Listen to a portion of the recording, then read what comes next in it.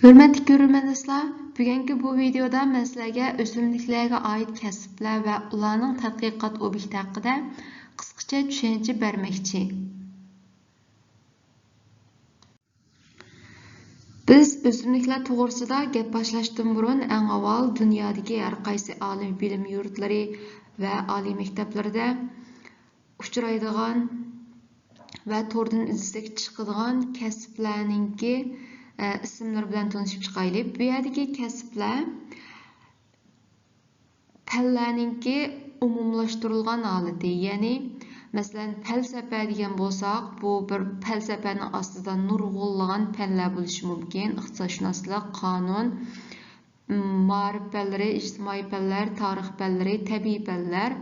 Mesela tabiiy pən degan bolsaq, tabiiy pənning aslida matematika, fizika, ximiya, biologiya, geologiya, astronomiya degan o'xshash nurg'unlagan pəllər bo'lishi mumkin.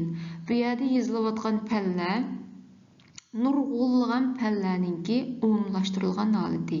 Ya'ni biz bu ismlarni ba'zi vaqtida oliy maktablarning ismi sifatida uchirtamiz. Masalan, tibbiy universitet degan bo'lsak, bu yerdagi tibbiy pəllər degan bu bir pəllərning umumiy atalishi. Bu tibbiy pəllərning aslida nurg'unlagan pəllər bo'ldi. Doktorluq, sestralik, dorigarlik, ondan uning yana inchiklab bo'linishi degan o'xshash nurg'unlagan kasblar bo'lishi mumkin. Ya'ni sizlar bu betda ko'rayotgan ismlar ma'lum bir oliy maktabning yoki oliy maktabning ichidagi ma'lum bir institut yoki fakultetning ismi bo'lishi mumkin. Masalan, tarix pəllari instituti, sanat pəlləri instituti yoki sanat şöyəni degan o'xshash gaplarni biz burun uchirtib boqqan. Men o'zim tabiiy fanda o'qigan bo'lganligim uchun hamda men o'simliklarga oid farqli kasblarningki tadqiqot doirasini yo'ritmoqchi bo'lganligim sababli tabiiy fanlarni misol qildim bu yerda.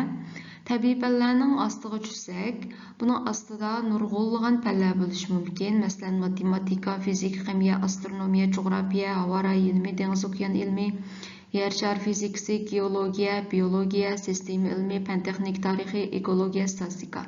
Endi bu yerda aytilayotgan har bir kasb oliy maktabda ma'lum bir oliy maktablardagi ma'lum bir kasbning ismi bo'lishi mumkin va yoki fakultetning ismi bo'lishi mumkin. Masalan, matematika deb bir kasb bo'lishi mumkin, ammo matematika deb ayrim bir institut bo'lishi mumkin. Chunki bu matematikaning ichidami yana bir qancha o'xshamaydigan kasblar, tadqiqot yo'nalishi jihatdan ozroq farqlanadigan, o'xshamaydigan kasblar bo'lishi mumkin.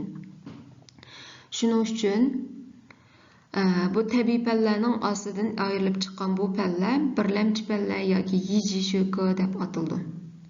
O'sha yiji sho'ki degan gapni hozircha birlamchi pəllər deb tarjima qilib turdim. Endi masalan bu yerdagi biologiya mu ayrim bir fakultet bo'lishi mumkin. Jo'g'rafiya degan ayrim fakultet bo'lishi mumkin. Balki havo rayi ilmiy jo'g'rafiya fakultetining ostidagi bir kasb bo'lishi mumkin. Diğerlerine o'xshash. Biz oldingi betda tabiiy fanlarning ichidan ayrilib chiqqan matematika, fizika, ximiya, biologiya qatorliq birlamchi fanlarni ko'rib chiqdik. Endi mushu birlamchi fanlarning tabiiy fanlarning ichidagi birlamchi fanlar qatoridan o'rin olgan biologiyani texmi ishkirlagan holda ikkilamchi fanlarga bo'lib boqsak, tuvandagidek bo'lish mumkin. Bioximiya. Bioximiya deganimiz mushu jonliqlarningki tabiat dunyosidagi barliq jonliqlarning tenini tuzguchi asosiy biologiyalik asosiy modda bo'lgan qand yog', oqsil, yadro kislota qatorliq 4 cho'ng biologiyalik cho'ng molekulalik moddalarni tadqiq qiladigan fan. Hujayra ilmi bo'lsa, hujayra tuzilishiga bo'lgan jonliqlarning hujayrasini tadqiq qiladigan fan. Bu hujayraning o'simlik hujayrasi, hayvon hujayrasi deb bu hujayraning ichiga kiradigan bo'lsak, hujayraning ichida nurg'unlagan apparatlar bor. Xuddi hozirgi jamiyatimizdagi idora organlarga o'xshaydigan hujayra yadrosini hukumatga o'xshatgan bo'lsak, shu hukumatga qarashliq nurg'unlagan organlarga o'xshaydigan her xil hücre aparatlari bo'ldi hücrening ichida. Endi hücre ilmi deganimiz mushularni tadqiq qiladigan fan. Endi irsiyat ilmi bo'lsa, shu asosligi jonliqlarningki asosliq irsiy moddasi bo'lgan DNAni tutqi qilib turib, jonliqlarning irsiyatini jonliqlarningki har xil alayliklar bo'ldi. Irsiyat qoldigan, irsiyat qolmaydigan degandek o'xshash. O'sha jonliqlarning irsiyat qilish qonuniyatini tadqiq qildi. Endi zoologiya bo'lsa, hayvonotlarni tadqiq qildi. Botanika bo'lsa, o'simliklarni. Mikrobiologiya deganimiz shu bakteriya, virus, shu ko'z bilan ko'rgili bo'lmaydigan hujayra tuzilishiga ega bo'lgan jonliqlarni tadqiq qildi. Endi oldingi qatimliq YouTube videolarimda men shu nima to'g'risida, virus to'g'risida so'zladimmi? Ammo bu yerda yana virus ilmi deb yana bir fanni qo'shqil bo'ldi bu yerga. Bu virus ilmi deganni biologiya kasbining bolalari ba'zi kasblarni o'qish mumkin, ammo ko'pincha biologiya o'qiganlar o'qishi notayin. Endi bu yerda virus ilmi degan kasbdan birini qo'shqil bo'ldi. Virus ilmini ayrim oliy maktabda to'liq kurs saviyasida o'qiydigan ahvollar bor. Bu intayin az bir qism oliy maktablarda shunday virus ilmi deydigan bir kasb bo'ldi ekan.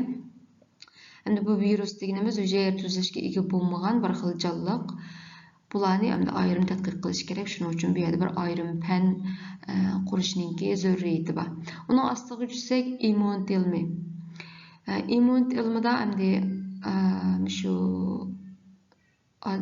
jonliqlarning tendagi immun sistemasini tadqiq qiladigan fan. Molekular biologiyasi deganimiz jonliqlarni hujayraning ichiga kirib, molekula saviyasida, ya'ni oqsil DNA saviyasida turib tadqiq qiladigan bir fan. Molekular biologiyada ko'pincha hollarda shu oqsilning sintezlanishi, DNA'dagi maxfiy shifrlarni asos qilib oqsillarning sintezlanish jarayoni va shunga munosabatli bo'lgan murakkab bioximiyalik jarayonlarni so'zlaydi. Molekular biologiya o'rganish uchun bioximiyatni asos bo'lishi kerak bir odamda.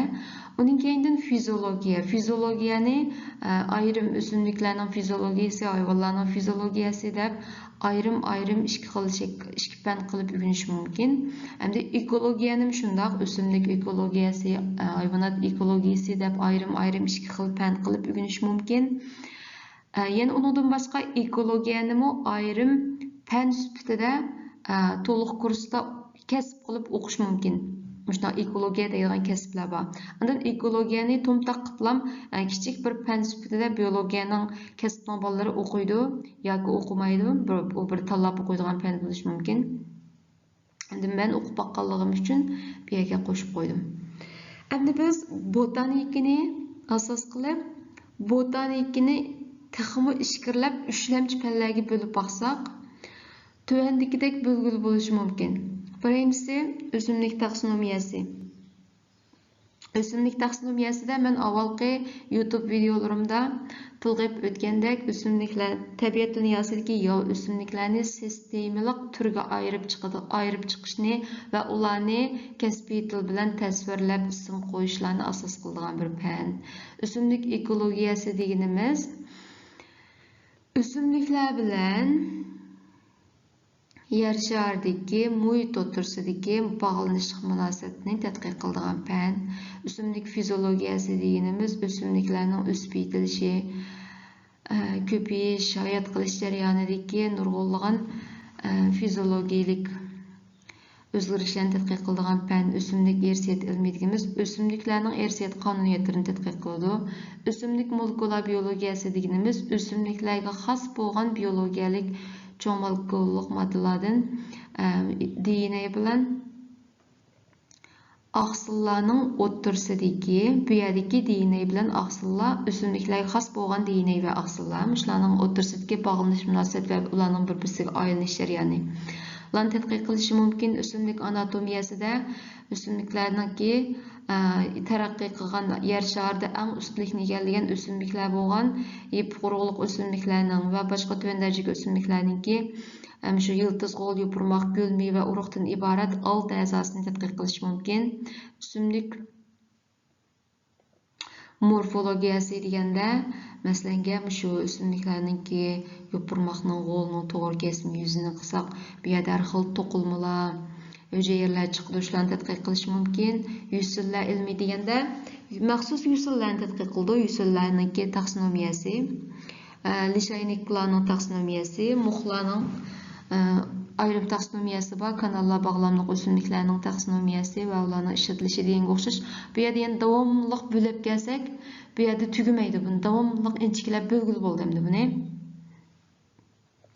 Shuning uchun andan keyin bu yerda deyilayotgan kasblarni ko'ringlar. Men shu biologiya, botanika, taksonomiya, ekologiya degan kasblardan chiqqan adam, buning orasida hech qanday bir insonlar beqib tarbiyalab o'stirgan o'simlikning gapi yo'q bu yerda.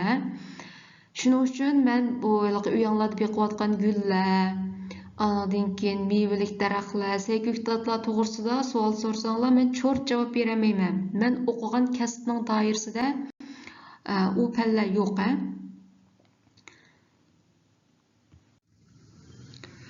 Endi biz tabiiy fanlarning ichiga kirib chiqib bo'ldik.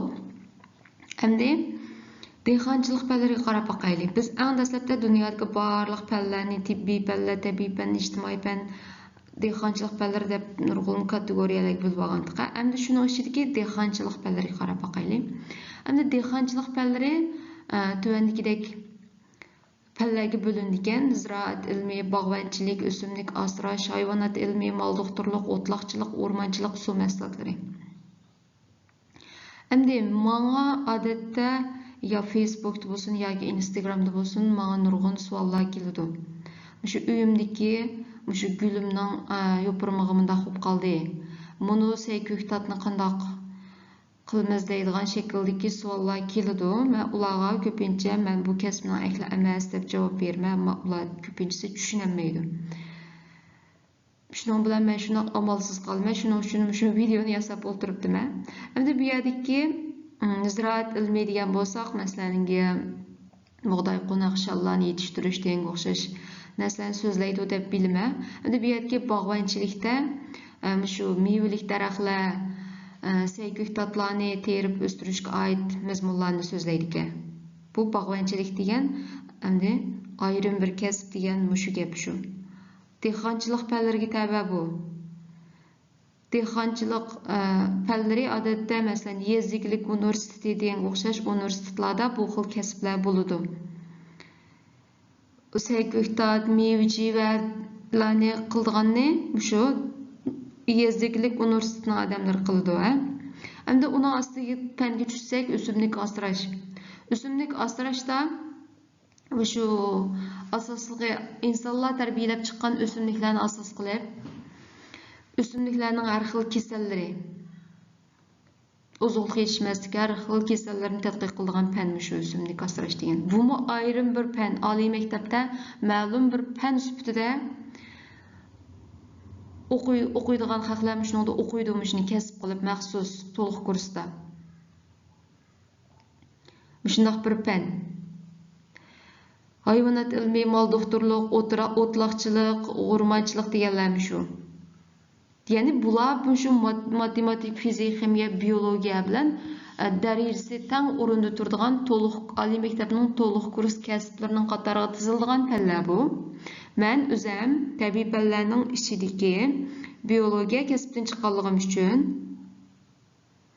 mening hech qanday bu dehqonchilik fanlari bilan munosabatim yo'q. Shuning uchun mendan saykuktat terish, o'simlik asrash, o'simlikning har xil kasallari to'g'risida savol so'rasangiz, men cho'rt javob beramayman.